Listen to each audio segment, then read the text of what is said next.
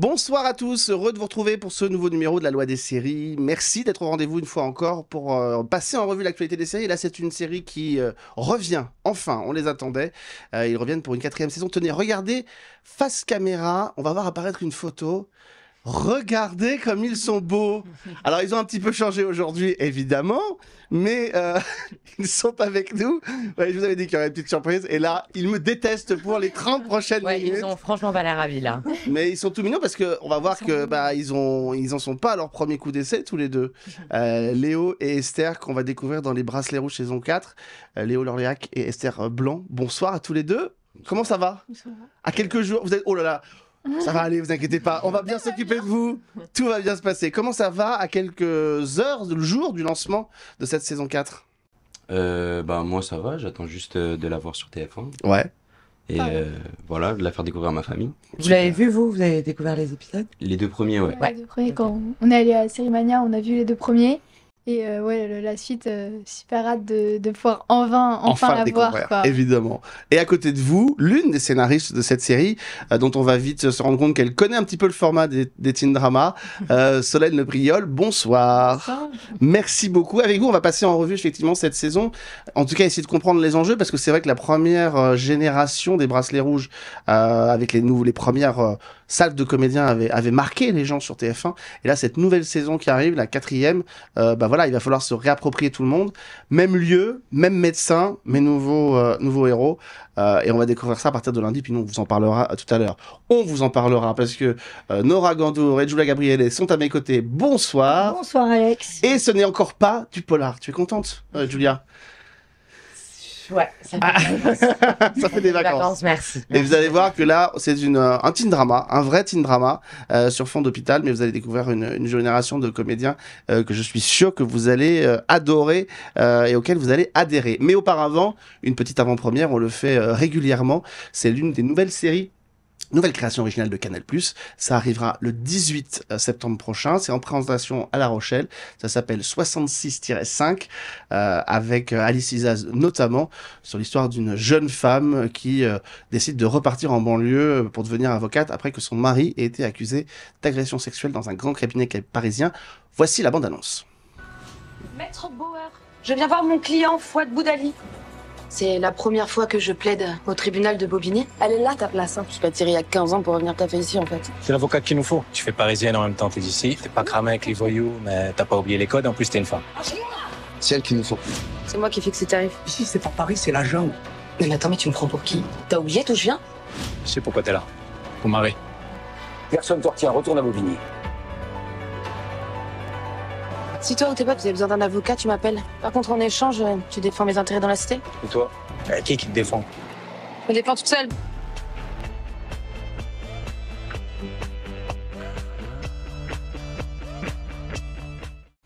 Et voilà, ça s'appelle 66-5. C'est la nouvelle création originale de Canal+, qui arrivera donc le 18 septembre prochain. On en reparlera évidemment. Elle est présentée au prochain festival de la fiction télé de La Rochelle. Mais revenons à TF1, revenons aux Bracelets Rouges. Je ne vous ferai pas l'offense de vous demander de chanter le rap des Bracelets Rouges. Bien que ça m'ait démangé, je ne vous le cache pas. Mais la saison 4, elle arrive à partir de lundi. Elle est évidemment très très très attendue. Nous qui avons l'occasion de la voir, je peux vous dire qu'elle est très réussie de bout en bout. Voici la bande-annonce. Hey, ça te dit de rencontrer les bracelets? Les quoi? Les bracelets rouges. C'est un bracelet porte-bonheur. Et à chaque fois qu'on s'est fait opérer, Gab, Benji et moi, on se l'est passé avant l'opération. On est comme les cellules d'un même corps. On lutte ensemble pour que chaque battement de cœur ne soit pas les derniers. Vivre, c'est accepter de prendre des risques. Hey, vous! On forme une équipe au top. Je suis fière d'être ta maman, tu sais. C'était la plus belle chose qui me soit arrivée dans la vie. Viens, tu t'en sortiras. Tu sais pourquoi? Parce que t'es un battant. Mais je vais pécho personne avec ce fauteuil. Mais si, mais qui tu veux, tu pécho. T'es Robert Pattinson avec des roues. Ça va le melon, là? Y a pas quelqu'un là qui veut sortir avec mon meilleur pote? Les Bracelets Rouges, nouvelle saison, lundi à 21h10 sur TF1. Et découvrez dès à présent le premier épisode des Bracelets Rouges en streaming sur MyTF1 Max. Et ouais, allez-y, découvrez-le. Ça a l'air bien. Ça a l'air pas mal, hein. Pas mal, hein. C'est vachement bien écrit, hein. Qu'est-ce que vous en pensez? Ouais, nouvelle saison avec une nouvelle génération de comédiens.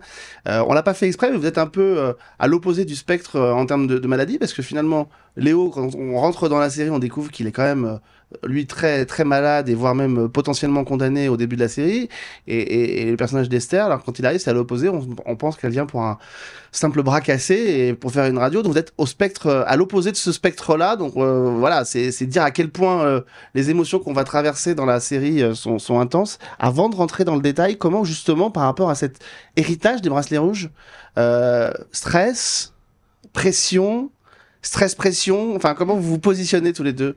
Léo?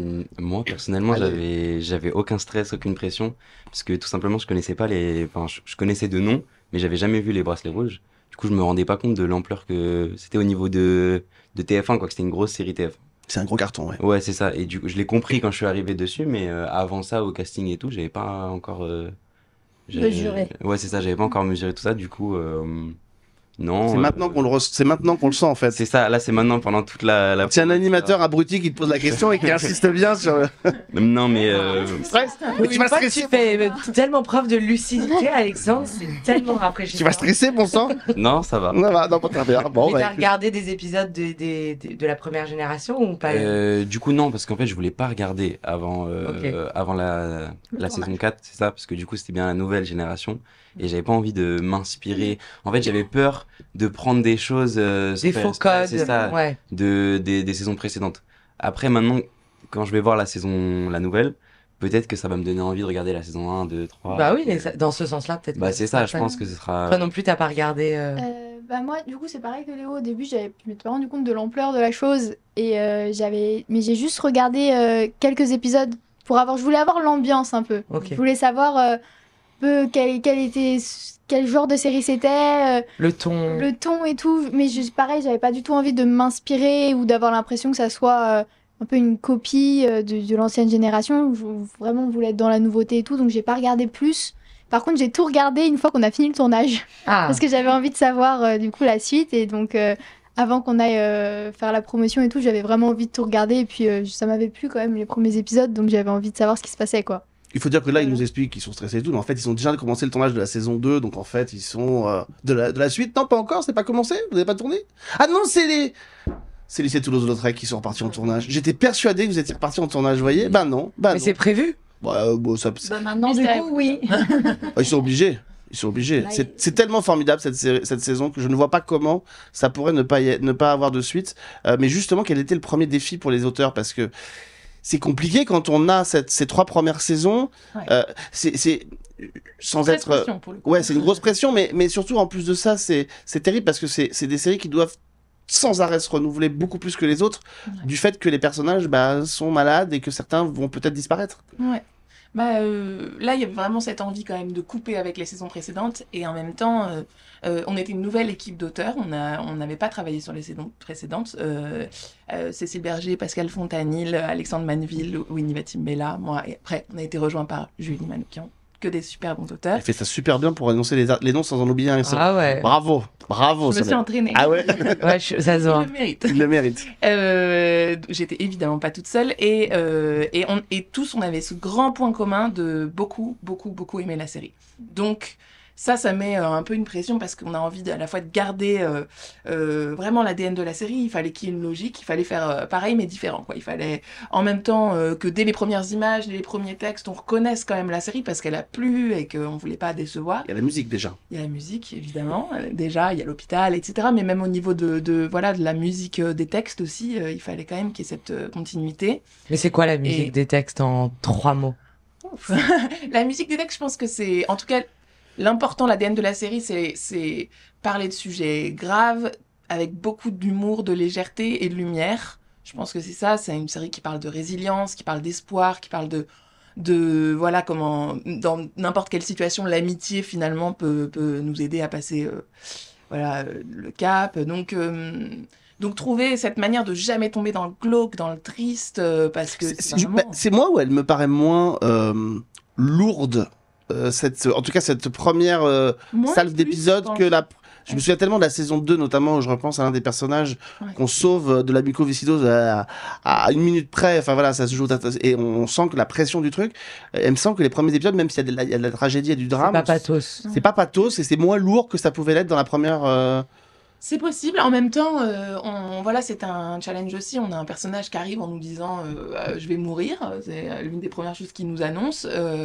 Donc il y avait quand même cette. Je pense que c'est justement parce qu'on avait ces sujets qui étaient tellement qu'on avait décidé de traiter et qu'on a été super suivi par TF1, par la productrice là-dessus. Mais du coup, comme on a décidé de parler de ces sujets très difficiles, je pense qu'il y avait d'autant plus l'envie de contrebalancer par cet élan de vie, quoi. C'est une série qui a. Ça, c'était le plus important. Et donc, les premières fois, voilà, tout ce qui parle de l'adolescence, aller tenter des premières choses qu'on n'a jamais fait, trouver une meuf, on le voit dans le générique. Voilà, c'est pour lui, ça. C'est pour lui. Voilà. Il veut pas. Non, mais en même temps, c'est pas facile. C'est-à-dire qu'il a ses 2 mamans qui sont sur son dos en permanence. Ouais. Et est-ce que c'est facile pour un... Vous avez, on l'a dit tout à l'heure, on le redira peut-être, mais vous avez quand même une carrière avant les Bracelets Rouges tous les deux. Vous avez déjà tourné des rôles, mais vous êtes quand même au début de votre carrière, donc vous êtes des jeunes comédiens. Est-ce que c'est facile pour un jeune comédien quand on doit tout faire passer quasiment que par le visage? Parce qu'il n'y a rien d'autre finalement dans ton corps qui bouge. Tu es dans ce fauteuil toi aussi, et il n'y a rien qui bouge. Ça, c'était un gros travail. Ça, c'était vraiment dur parce que il y a certaines émotions. Dans des scènes où par exemple je peux m'énerver ou justement devoir je sais pas rire aux éclats, un truc comme ça c'est vraiment dur à donner quand on est immobile, quand on est assis. En plus je suis assis toute la journée, donc par exemple si ça tombe en fin de journée la scène, à la fin je suis fatigué, j'ai été assis toute la journée, donc ça c'était dur, et ouais, de pas pouvoir bouger, de devoir tout faire passer par le visage. Et comment on contrôle son corps? Parce que, pardon, mais à la différence de quelqu'un qui est vraiment dans son fauteuil handicapé, toi, tu es dans ton fauteuil, mais tu ne l'es pas. Et donc, j'imagine que le corps, il a aussi des réflexes. Ouais. Il y a le réflexe de se bouger pour s'énerver. Comment on canalise tout ça? Ça, on va dire que déjà, ça a pris du temps. J'ai mis du temps à m'adapter. J'ai dû, je sais pas comment dire, éteindre mon bras, par exemple, etc. Mais il faut juste... je l'ai oublié. Juste, je le laissais mort. Et voilà, juste, j'y pensais plus, quoi. Et ça a mis du temps, mais à la fin, les réflexes, ils étaient plus là. Juste, même, je remarquais dans la vie de tous les jours, des fois, j'étais assis et je bougeais pas mes jambes.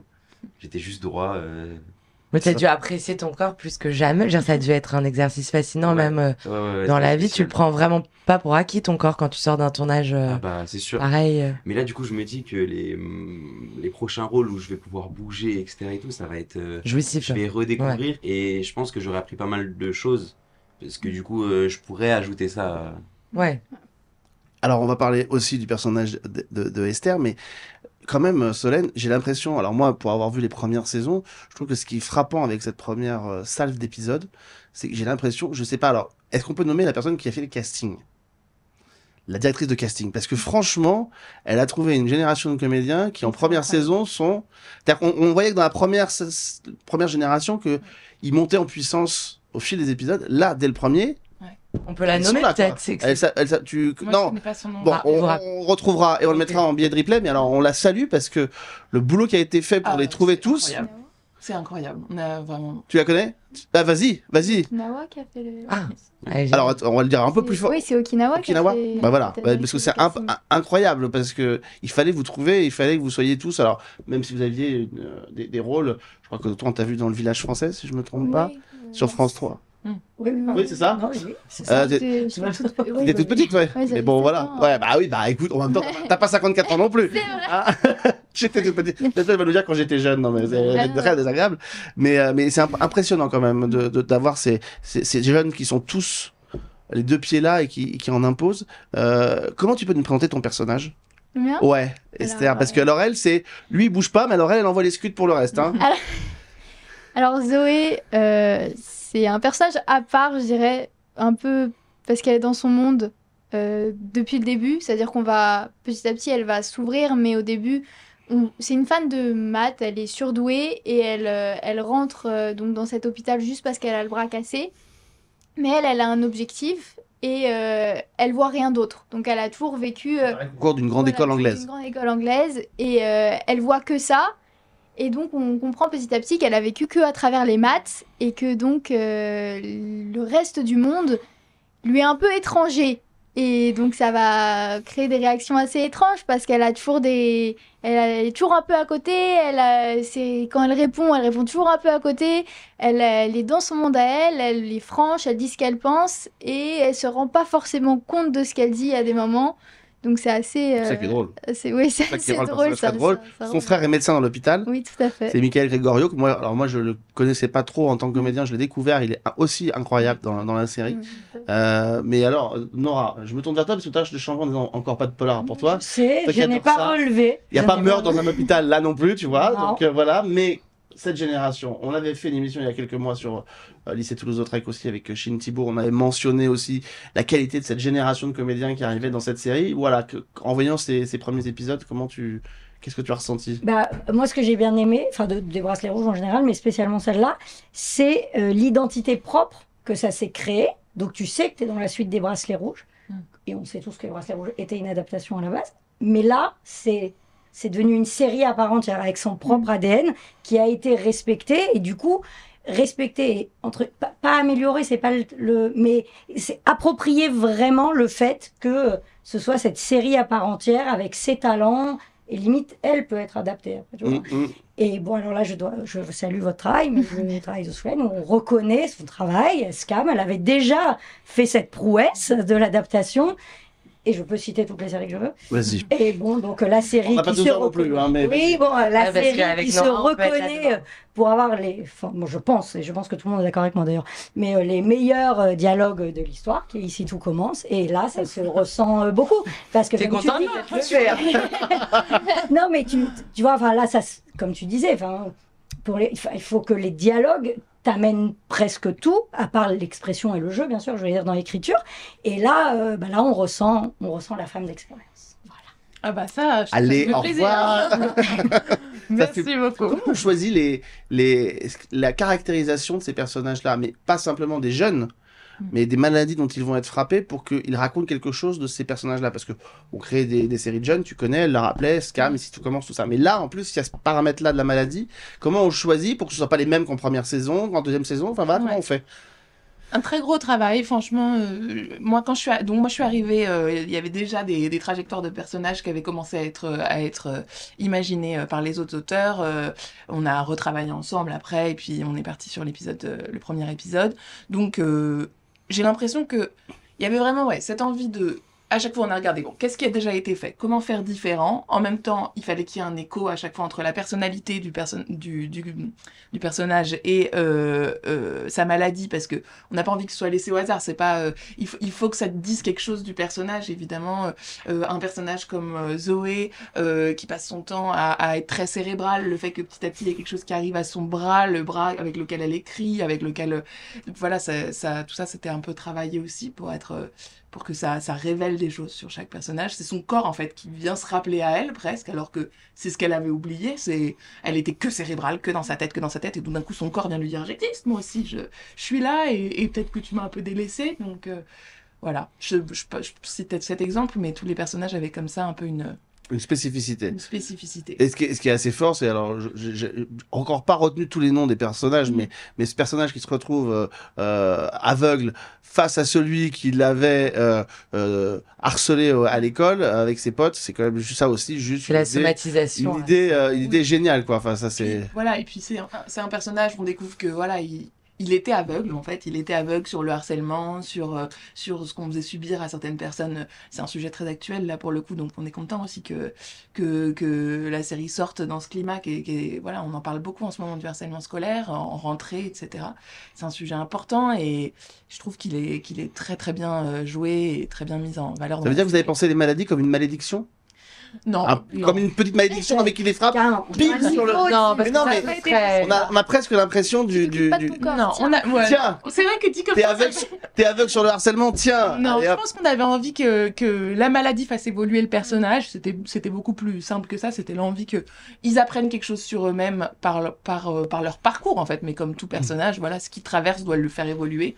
Et donc, forcément, c'est devenu... On a essayé justement de pas faire en sorte que ce soit une malédiction. On a, voilà, le personnage qui devient aveugle, à un moment, il se met à se poser la question, est-ce que finalement, je vais prendre le risque de l'opération? Je suis pas si malheureux avec cette situation de handicap dans laquelle je suis entrée. Enfin, voilà, et que le corps soit un personnage principal, parce que je trouve qu'en France, on joue souvent, même en termes de plan, tout est très cérébral, et là, le corps est vraiment incarné, et du coup, le corps parle, et le corps raconte des choses sur ses personnages, donc... Mais par contre, Léo rappelait tout à l'heure qu'il rentre dans la série, gros succès de TF1.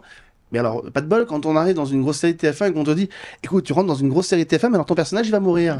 Enfin, potentiellement, parce que pour l'instant, on ne sait pas s'il va mourir, mais potentiellement, on l'annonce dès le départ. Il est plus ou moins voué à être condamné. C'est la maladie de Charcot, je crois que c'est ça qu'il a, non Ouais, c'est ça. C'est facile à gérer. Tu vas pas rester longtemps. Bah après, je trouve que c'est la beauté du rôle, c'est la beauté du personnage. Justement, il marque, ça veut dire. Il vient, il meurt, bon bah, tant pis, mais au moins on va le jouer, on va bien le jouer, quoi, c'est ça. On va le jouer à fond. Donc non, moi je dirais pas que j'étais content ou mécontent, juste je l'ai pris comme ça. On m'a dit t'allais mourir et puis je l'ai joué en conséquence. Ouais. J'avais une question, s'il y a des conseillers sur la série qui, pour les comédiens, racontent concrètement les symptômes de chaque maladie, ce que ça fait dans le corps, etc. Et pour vous, à l'écriture, est-ce qu'on vous briefe pour pas qu'il y ait des erreurs médicales qui puissent froisser des gens qui souffrent de ces maladies en question? Est-ce que tout ça est extrêmement encadré ou c'est un travail qui vous revient complètement aux acteurs et aux scénaristes? C'est assez cadré. Enfin, pour notre part, alors je sais qu'il y a aussi un travail qui est refait après avec vous sur le plateau, etc. Nous, on a en tout cas, on a de la documentation, on se documente beaucoup. Après, on sait que le fait que la série soit tournée dans un hôpital, j'ai l'impression que ça aide aussi parce qu'il y a des médecins tout le temps en permanence qui passent. Je pense qu'il y a forcément des petites, voilà, des petits raccourcis que nous on fait à l'écriture et qui sont. Mais on n'a pas peur de l'erreur parce que Grey's Anatomy, tout le monde apparemment se moquait beaucoup des énormités qu'on pouvait voir. Là, on arrive à rester vers. Le ton est très différent sur la maladie, c'est-à-dire que Grey's Anatomy, c'est une série que j'adore. Alors, je vais pas la critiquer, moi mais aussi. c'est dans le sensationnalisme. C'est voilà, le but c'est quand même vraiment le cas médical fou, l'opération de dingue. Dans Les Bracelets Rouges, l'idée c'est beaucoup plus d'être dans l'émotion, dans le personnage, donc il y a moins envie de faire du cliff, ce qu'on appelle faire du cliff. Et les Américains sont un peu moins tournés vers le côté il faut être réaliste à tout prix. Donc eux, tant que ça sert l'histoire, ils y vont, voilà, quitte à ce que Romano dans Urgence se fasse dans une saison couper le bras par un hélicoptère qui apparaît trop près sur le toit de l'hôpital et qui, une saison plus tard, meurt écrasé par un autre hélicoptère sur le toit de l'hôpital. Ils s'en foutent. C'est comme ça. C'est karmique. Mais c'est comme ça. Désolé, mais vrai, c'est pas tant que la France aime le réalisme. Enfin, la France aime le réalisme, mais je pense pas que ce soit ça. C'est que c'est une écriture beaucoup plus basée sur le personnage et donc l'évolution du personnage. Donc des choses extraordinaires, peu réalistes, qui vont arriver au personnage, vont décaler le téléspectateur du personnage et tu vas perdre ce lien émotionnel. Et je pense que c'est ça la différence entre les deux téléspectateurs, les Américains et les Français. Oui, après on peut faire de la science-fiction qui n'est pas réaliste et être quand même dans le réalisme si les personnages vivent réalistes. À travers le personnage. C'est ça. Grey's Anatomy, c'est pas tellement à travers le personnage. Grey's Anatomy, ça parle du soignant plus que Et c'est du soap. Voilà. Oui. C'est du soap. On s'intéresse surtout à Dr Mamour et Dr. C'est plus les personnages qu'on suit ici, c'est moins la maladie en soi. Et par rapport à ce que tu disais, ça nous est arrivé souvent de poser des questions aux personnes qui étaient là dans l'hôpital. Moi, je sais que j'avais des scènes dans la salle de chimio plusieurs fois. Enfin, il y avait des scènes dans plusieurs salles différentes. Et je sais que j'ai posé des questions aux infirmières qui étaient là parce qu'il y en avait qui étaient comédiennes et infirmières en même temps ou des choses comme ça. Donc, je lui posais des questions si elle faisait soit pour les cathéters, les choses comme ça. Enfin, j'avais envie de savoir parce que je veux que ça soit crédible et pouvoir aussi savoir ce que ça faisait, les réactions par rapport au corps, les choses comme ça. J'étais pas forcément complètement au courant, même si je m'étais informée. J'avais envie d'en savoir plus. Donc, c'était un cadre où vous pouviez vraiment il y avait cette le temps opportunité aussi. Mais on disait tout à l'heure que ton personnage réfléchit beaucoup et pense beaucoup. Je sais à quel point vous êtes un peu proche parce que moi, ce qui m'avait fait... Allez, je vais raconter les coulisses de Sérimania, mais j'avais été bluffé à Sérimania, c'est-à-dire que des jeunes qui n'avaient jamais été présentés sur le devant de la scène pour leur série et tout, ils arrivent, il y a une salle qui est pleine, qui vient voir Les Bracelets Rouges, ils sont alignés, il n'y a rien de plus inconfortable que d'être alignés debout sur une scène, en file indienne, ils étaient là, et tous, mais alors toi, ça m'avait frappé quand tu arrives sur scène et que tu comprends un micro. Alors là, elle se lance dans une grande explication sur le rôle, sur la série et tout, en maîtrisant le truc. Voilà, toi aussi, tu as vraiment tout pensé, tout intellectualisé, tout réfléchi. C'était assez phénoménal sur scène. Oui, il dit oui avec la tête. T'as l'air d'avoir plus d'assurance que ton personnage, je trouve. Alors, je suis un peu différente de mon perso, en effet. Je réfléchis beaucoup, c'est vrai. Et c'est vrai que quand j'ai travaillé mon personnage, j'avais regardé dans les moindres détails, j'avais réfléchi à comment elle marche, comment je voulais vraiment que tout et comment elle marche Bah, elle marche comme elle pense, tout droit. Tout droit. On adore. Donc, j'avais pensé à la façon, le débit de parole, les choses comme ça et tout. J'avais vraiment envie de créer un personnage que le corps rentre enfin, qu'elle soit en cohésion avec sa façon d'être. En fait, j'avais vraiment envie qu'on voit dans sa façon d'être comment elle pensait, en fait. Et c'est vrai que, du coup, sur ça, je peux ressembler à mon personnage, certes. Mais je ne pense pas lui ressembler complètement non plus. Ça veut dire que elle est... Bah déjà, on n'a pas la passion des maths en commun. Ah, ça fait 2 personnes. Enfin, 3 avec moi. Non pas que j'aime pas les maths, hein, j'aime bien, mais moi je suis plutôt littéraire globalement. Et du coup, c'était encore plus intéressant parce que penser à travers la tête de quelqu'un qui réfléchit, exactement, qui réfléchit en équation, c'était assez intéressant quoi, de voir ça et ça m'a beaucoup plu.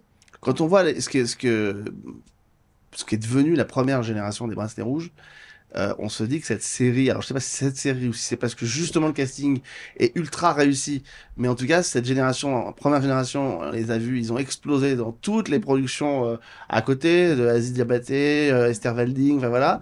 Alors, est-ce que tu as été envoyé par les équipes d'ici tout commence pour repérer la future génération de comédiens? Et 2, est-ce que ça c'est quelque chose, parce que forcément quand on arrive dans une aventure comme ça, on peut pas faire abstraction du fait que voilà, il y a plein de gens qui ont, ça a ouvert, ça a donné un grand coup de pied dans leur carrière. Est-ce qu'on y pense? Ou est-ce que c'est comme l'impression tout à l'heure qu'un animateur emmerdant vient vous mettre dans la tête? On essaie justement de pas y penser. C'est encore l'animateur emmerdant, non? tu peux cligner des yeux si c'est l'animateur emmerdant, merci. Est-ce que tu y penses ou pas? À ça, au futur et aux portes que ça ouvre, ce genre de série? Non, moi j'ai pas trop menteur. Bah, c'est quoi un rêve que t'as Est-ce qu'il y a un rôle ou une typologie de projet? Je sais pas, il y a quelque chose qui te fait rêver aujourd'hui dans ta carrière? Non, moi j'attends un rôle intéressant. Il n'y a pas de type de rôle qui. Bah, c'est bien de le voir comme ça. Après, déjà pas mal, on n'a pas des masses. Peut-être un méchant, un truc comme ça, un truc vraiment. Je sais pas, un truc où tu dois rentrer dans le rôle. Ouais, un truc comme ça. Ce serait pas mal. Bon, on va te le souhaiter, très fort.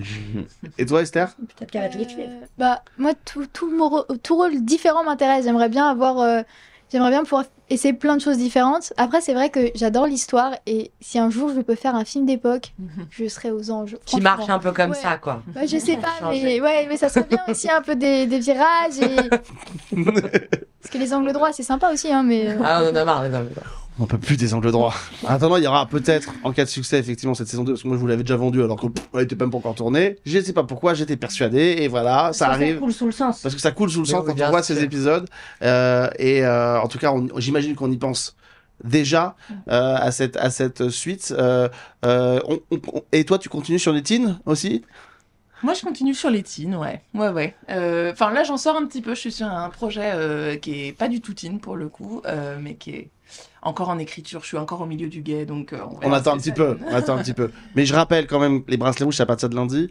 Mais vraiment, cette salve d'épisodes est très réussie sur l'ensemble des soirées. Mais alors, la génération de comédiens, je le redis, hein, ça va être... Ils vont avoir un boulard en sortant, mais je m'en fous, c'est pas grave. Ils sont absolument tous sensationnels. Ouais. Ils sont incroyables. Et le terme de petits prodiges comme ça qui arrivent et tout, c'est vraiment génial. Et ça fait vraiment plaisir parce que dès les premières minutes, on rentre dedans et on n'a pas oublié la première génération, mais on a oublié qu'ils viennent à la suite et que c'est compliqué parfois de remplacer des héros qu'on a aimés. Donc voilà. Merci. On croise les doigts, mais ça devrait être un carton. Sûrement. Hein, sûrement. On va continuer. Dans un instant, on va avoir une deuxième partie. On va vous proposer un petit live. Mais d'abord, un autre projet qui arrive là, à la moitié du mois de septembre, ce sera sur OCS. Imaginez une société dans laquelle Le rire est banni par la loi. C'est sur OCS. Ça s'appelle Rictus. C'est avec Fred Testo dans le rôle principal et Youssef Hd. Voici la bande-annonce de cette nouvelle série OCS. Aujourd'hui, jugé humiliant, dégradant pour l'autre mais aussi pour soi-même, le rire a été interdit. Ça fait comme un petit poison qui entre en toi, et ça c'est la jungle humaine. Alors que nous, qu'est-ce qu'on veut? Le respect et la bienveillance. C'est ça, mon chéri.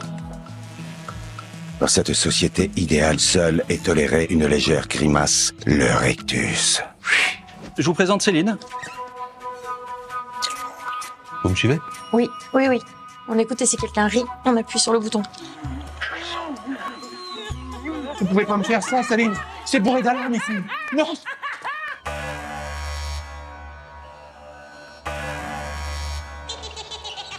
C'est l'odeur nauséabonde de la rigolade. Mais j'y peux rien, moi, si vous me faites rire quand vous faites vos têtes bizarres.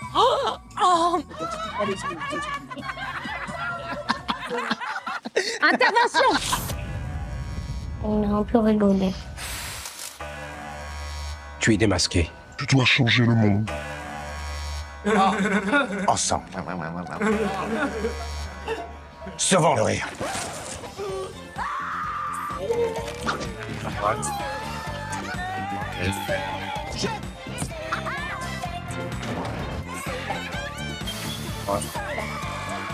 Tu dois faire rire une jeune femme pour sauver le monde.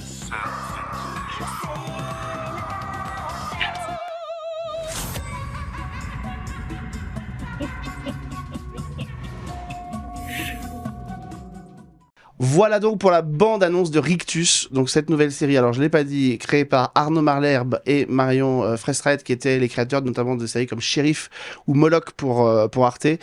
Donc on est évidemment, vous l'avez vu, dans un monde futuriste, le rire a été banni, il y a même une police qui vient vous empêcher de rire, et si vous rigolez, vous êtes interné et lobotomisé pour éviter que vous rigoliez. On ne se moque pas, on ne rit pas, toujours avec bienveillance. Voilà le sujet évidemment sur Rictus, et Fred Testo va devoir peut-être être amené à rentrer en rébellion contre cette dictature du rire.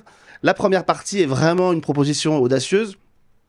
Le milieu peine un petit peu. Alors, par contre, à la fin, il y a une vraie montée en puissance. On retrouve notamment une artiste, une chanteuse que moi j'aime beaucoup, qui s'appelle Guédré, qui officiait beaucoup sur France Inter et qui est la reine du politiquement incorrect et des chansons trash révélées par Laurent Baffy. Voilà, il y a toute une équipe autour d'eux. Il y a beaucoup de personnages hauts en couleur. Ça s'appelle Rictus, et vraiment, rien que pour la proposition, je vous invite à la découvrir. Voilà, par la magie de la bande-annonce, on a poussé les murs. On est beaucoup plus nombreux dans ce studio. On continuera évidemment, on rappellera la promotion des Bracelets Rouges saison 4 à partir de lundi, mais on va terminer cette émission avec un petit live en faisant revenir quelqu'un qu'on avait reçu il y a quelques années maintenant. C'était au moment de la promotion de Clem de Minty. Tu sortais d'un télécrochet d'M6. On y reviendra tout à l'heure. Ça va? Tout va bien maintenant? Et tu es venu pour nous présenter un duo auquel tu participes avec Nicolas qui est là à côté.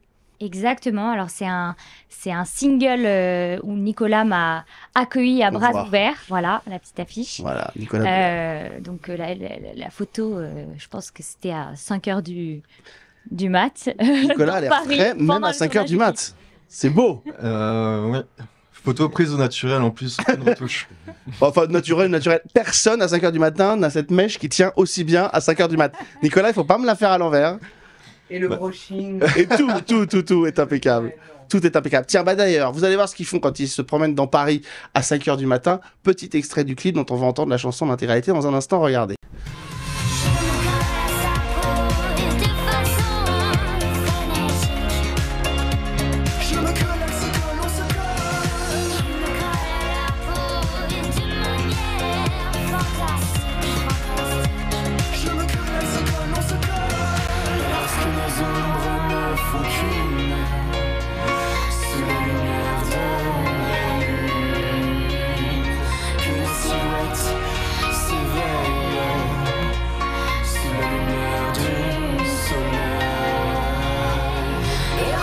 On se colle. Je l'ai en tête. Elle me l'a fait écouter il y a un mois, je l'ai en tête. Ça me rappelle un peu, effectivement, il y a un côté un peu rétro dans cet univers-là. Il y a un petit côté Axel Bauer aussi dans le look de Nicolas. Comment il est né ce single? Alors, pour l'anecdote, la chanson, ça fait à peu près 7 ans que je l'ai écrite et composée, du coup. Elle est sortie très récemment, donc là, il y a 2 mois. Ouais, début juillet. C'est ça. Le 8 ou 9 juillet, je crois. Oui, c'est ça. Moi-même, j'ai plus la date. Et donc, on s'est rencontrés avec Domiti en école de comédie musicale il y a un petit moment maintenant. Et à la soirée d'intégration, je lui ai proposé de faire ce duo. Petit malin. Les soirées d'inté, ça marche toujours. Parce que j'avais toujours voulu faire cette chanson en duo, mais je ne savais pas qui serait la voix féminine de la chanson. Et donc, évidemment, école de comédie musicale pour avoir des voix puissantes et des signatures vocales, parce que c'est ce qu'on avait dit à l'époque dans Together, c'est qu'elle avait une vraie signature vocale. C'est ce que tout le monde avait dit. Et toi, la comédie musicale, c'est un truc que tu avais envie de faire ou... Il voulait juste repérer des gens. Non. La comédie musicale, j'aime beaucoup ce qui se fait en France. Je suis pas très orienté comédie musicale Broadway, mais comédie musicale comme Mozart Opera Rock, ce genre de choses, très client. Ouais, très client. Et ton guitariste, alors, parce qu'il est là, il faut quand même qu'on le présente. Bah oui, quand même. Non, mais il va nous présenter, parce il va jouer de la guitare dans un instant, mais enfin, quand même qu'on sache qui il est. Yes. Donc, tu veux le micro, Henri? Non, vas-y. Alors donc là, on est accompagné aujourd'hui de Henri, donc qui est un des musiciens avec qui je travaille pour faire les lives, la promotion de mon EP à venir là dans les mois à venir. Sur lequel il y aura donc Frénésie. Ce single, tout à fait. Frénésie. Et ça s'appelle comment le EP? Texture. Bon, tu reviendras nous en parler. Avec plaisir. Je disais qu'il y avait eu le télécrochet M6. Entre-temps, il y a aussi eu The Voice sur TF1. Bon, ça va pas... Ça s'est pas passé comme tu l'aurais voulu, mais... Qu'est-ce qui s'est passé? Bah, il s'est pas passé. Si. Ils ont pas reconnu son talent à sa juste valeur. J'ai fait 6 mois de casting, et en fait, c'était un moment où... faut savoir que quand on apprend vraiment à chanter, enfin...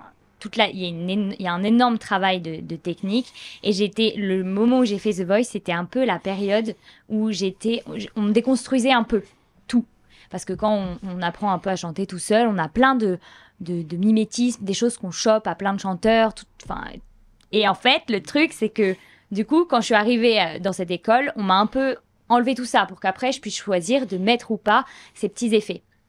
Et en fait, j'ai fait The Voice pile au moment où on déconstruisait tout. Donc du coup, niveau confiance et niveau savoir où j'en étais, je pense que c'était juste pas le moment. Et de toute façon, pour tous ceux qui passent des castings, je pense que c'est souvent ça. C'est est-ce que c'est le bon moment? Est-ce que c'est le bon casting? Et cette fois-là, donc j'ai fait les 6 mois de casting pour être prise pour les auditions à l'aveugle, et ils ne se sont pas retournés. Mais t'as pris du plaisir? Non, enfin, les 6 mois de casting, oui, vraiment, mais ce jour-là, non, pas du tout. En fait, je me suis levée le matin et je me suis dit, je le sens pas. Et j'ai pas réussi à sortir de ça. Et c'est pas. En plus, je crois qu'à ta décharge, en plus, ce qui est pas évident, c'est de se retrouver déjà face à 4 fauteuils retournés. C'est pas évident, mais en plus, je crois qu'il y avait pas de public. Il y avait pas de public. C'était à l'époque du Covid et tout, donc il y avait pas de public, donc tu te retrouves face à 4 fauteuils et un mur d'images, mais enfin personne, c'est très dur. En fait, ouais, c'était plein d'écrans à la place du public, plein d'écrans de gens virtuels, enfin filmés, et c'était ça faisait très irréel. En fait, j'avais pas l'impression d'être là. En fait, c'était très bizarre. Ça aurait pas dû te faire peur normalement, parce que quitte à se retrouver face à un mur d'écran, tu connaissais. Tiens, regardez une petite capture d'écran qu'on a repris, on va voir. Regarde un petit peu, on va la voir apparaître. Tu vois, tu connaissais ça, le mur. Ce mur-là. C'est des vrais gens qui interagissent avec ce qui se passe, quoi. C'était Together. Alors, je rappelle le concept de cette émission, c'est que vous vous mettez à chanter et que si les gens sont contents de ce qu'ils font, ils se lèvent, ils appuient sur un buzzer, ils se lèvent, et donc plus il y a de gens qui montent, plus tu as des chances de rester. Sauf qu'à chaque fois que quelqu'un fait un super score, il faut que celui qui arrive derrière fasse un score encore meilleur, donc il faut qu'il envoie tout. Mais donc tu avais été repéré par le directeur de l'ICOM à l'époque, par Garou. Tu vois, par Garou qui devait t'aider. J'espère qu'il l'a fait, sinon on l'appelle tout de suite. J'y travaille. Et puis voilà. Et donc ça, en tout cas, ça a lancé plein de choses et ça nous a permis de revenir et d'arriver à cette rencontre qui n'aurait jamais eu lieu sans Together finalement. Donc voilà. Donc on va l'écouter dans un instant. Préparez la guitare, Henri, parce qu'on va y arriver dans 2 secondes. Ce titre-là, c'était quoi tes influences pour l'écrire? Alors, pour être honnête, je sais pas vraiment. Je l'ai composé sans trop penser à qui que ce soit. J'ai envie d'essayer de trouver ma propre patte. Après, c'est vrai qu'il y a forcément des choses qu'on essaie de se rattacher. Beaucoup pensent à M, par exemple. On rapproche un peu la voix de Domitille à Vanessa Paradis de temps en temps. Mais c'est des choses qu'on n'a pas fait volontairement, mais... On va donc écouter ce titre qui s'appelle Frénésie, qu'on revoit derrière vous. Le single qui est disponible donc depuis début juillet sur toutes les plateformes de téléchargement. On me fait signe qu'en régie, tout est bon, tout est OK. On peut y aller. C'est quand vous voulez, vous êtes chez vous, vous y allez, vous vous lancez.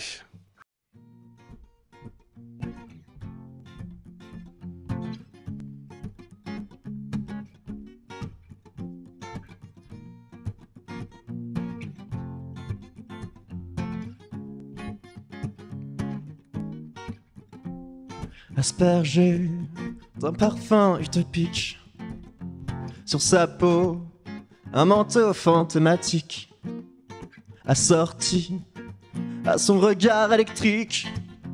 C'est ma reine Amazon. Il est mes racines et mes ailes, et lorsqu'enfant il ose, je m'abandonne à lui, jusqu'au bout de la nuit. On se colle à la peau de façon fantastique. Je me colle, il me colle, on se colle. On se colle à la peau de manière frénétique.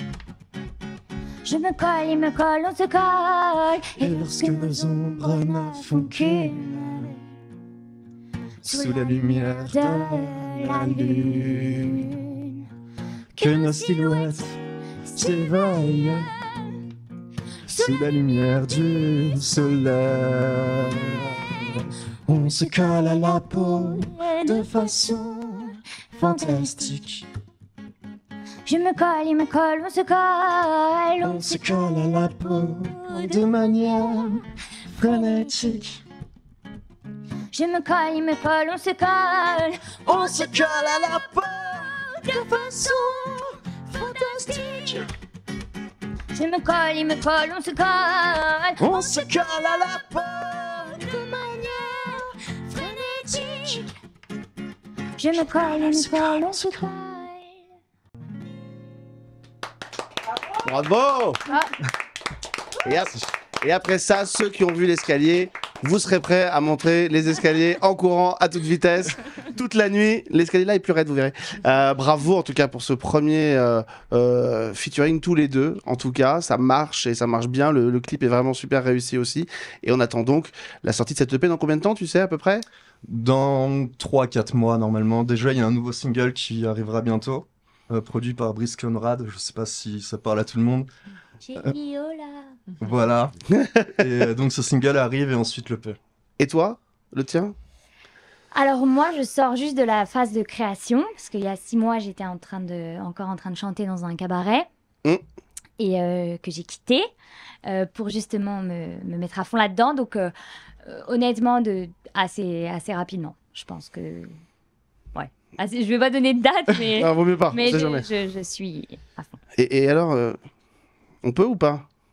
On peut un petit bout ou pas? Allez, un petit bout. Un tout petit. C'est en exclu parce que j'ai jamais petit fait bout. Parce que moi, je l'aimais bien celui-là, et voilà. Donc, alors, avec Henri aussi? Alors, on l'a gratouillé hier. La chanson n'a pas été gratouillée hier, hein, mais c'est l'arrangement entre deux. Hein. Donc un petit bout pour finir cette émission. Tiens, on va terminer cette émission avec vous deux. Juste rappeler, Les Bracelets Rouges saison 4, c'est lundi prochain. C'est à ne surtout pas rater. Ils sont formidables tous les deux, mais tous les autres aussi. L'équipe des scénaristes et d'écriture, bravo aussi pour cette nouvelle saison.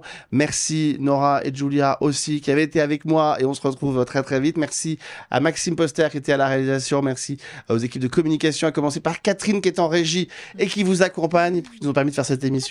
Mais Catherine et merci à tous les trois d'être venus. Et on va se quitter avec Domitille sur ce petit extrait. Il faudra être sage, j'ai patienté quelques mois pour en avoir un peu plus. Et rendez-vous nous très très vite pour le club et la semaine prochaine pour la loi des séries. C'est à toi. Merci à tous.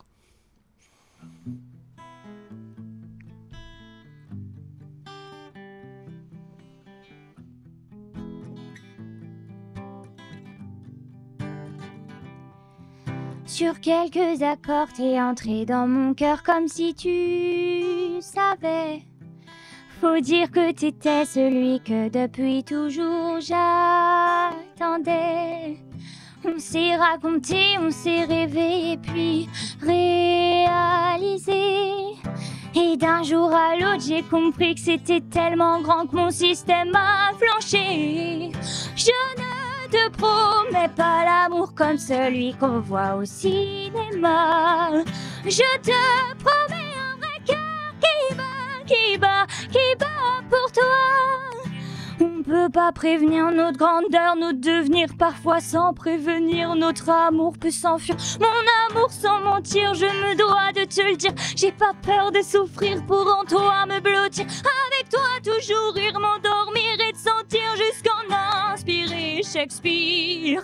Je ne te promets pas l'amour comme celui qu'on voit au cinéma. Je te promets un vrai cœur qui bat pour toi.